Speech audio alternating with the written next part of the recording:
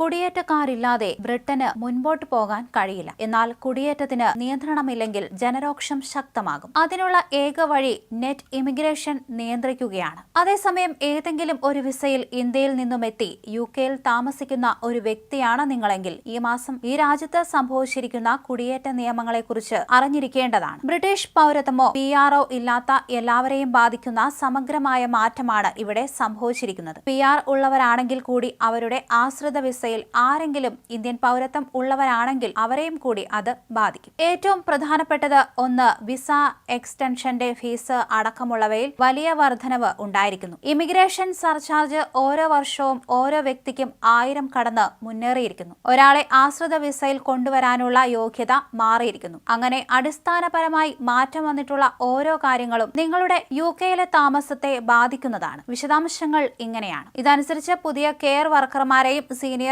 Care വർക്കർമാരെയും വിദേശത്തു നിന്നും recruit ചെയ്യാൻ ആഗ്രഹിക്കുന്നവർ ഇംഗ്ലണ്ടിൽ താമസിക്കുന്ന വർക്കറെ റീജിയണൽ പാർട്ണർഷിപ്പ് പദ്ധതിയുമായി ബന്ധപ്പെട്ട് നിയമിക്കാൻ ശ്രമിച്ചു എന്നതിന് തെളിവ് നൽകേണ്ടി വരും. അതുപോലെ മിനിമം ശമ്പളം 25,000 പൗണ്ട് ആയിരിക്കണം. ഇത് സ്കിൽഡ് വർക്കർ വിസയ്ക്കും ഹെൽത്ത് ആൻഡ് കെയർ വിസയ്ക്കും ബാധകമാണ്. ശമ്പളം നിശ്ചയിക്കുമ്പോൾ സ്പോൺസർ ചെയ്യുന്ന വർക്കറിൽ നിന്ന് ഈടാക്കിയേക്കാവുന്ന ബിസിനസ് കോസ്റ്റ്, ഇമിഗ്രേഷൻ കോസ്റ്റ് തുടങ്ങിയവ പരിഗണിക്കേണ്ടതുണ്ട്. സ്പോൺസർഷിപ്പ് സർട്ടിഫിക്കറ്റിനുള്ള ഫീസ് പുതിയ വിസകൾക്കും വിസ പുതുക്കുന്നതിനും 525 പൗണ്ടായി വർദ്ധിപ്പിച്ചിട്ടുണ്ട്. ഇമിഗ്രേഷൻ ഫീസിലും വിസ ഫീസിലും 7% വർധനയും ഉണ്ടായിട്ടുണ്ട്. അതുപോലെ 2024 മാർച്ച് 11 ശേഷം റിക്രൂട്ട് ചെയ്യപ്പെട്ട കെയർ വർക്കർമാർക്കും സീനിയർ കെയർ വർക്കർമാർക്കും അവരുടെ ആശ്രിതരെ UK-യിലേക്ക് കൊണ്ടുവരാൻ അനുവാദം ഉണ്ടായിരിക്കുന്നതല്ല. എന്നാൽ മറ്റ് ഒക്യുപേഷൻ കോഡിൽ ഉള്ളവർക്ക് കുടുംബത്തെ കൂടെ കൊണ്ടുവരാൻ കഴിയും. അതുപോലെ CQC-യിൽ രജിസ്റ്റർ ചെയ്ത സേവനദായകർക്ക് മാത്രമായിരിക്കും ഇംഗ്ലണ്ടിൽ വിദേശ കെയർ വർക്കർമാരെ റിക്രൂട്ട് ചെയ്യുവാൻ കഴിയുക. അതുപോലെ 2025 ഏപ്രിൽ 9 ശേഷമാണ് റിക്രൂട്ട് ചെയ്യുന്നതെങ്കിൽ തൊഴിലുടമയ്ക്ക് ലൈസൻസ് നഷ്ടമായതിനാലോ മതിയായ അളവിൽ തൊഴിൽ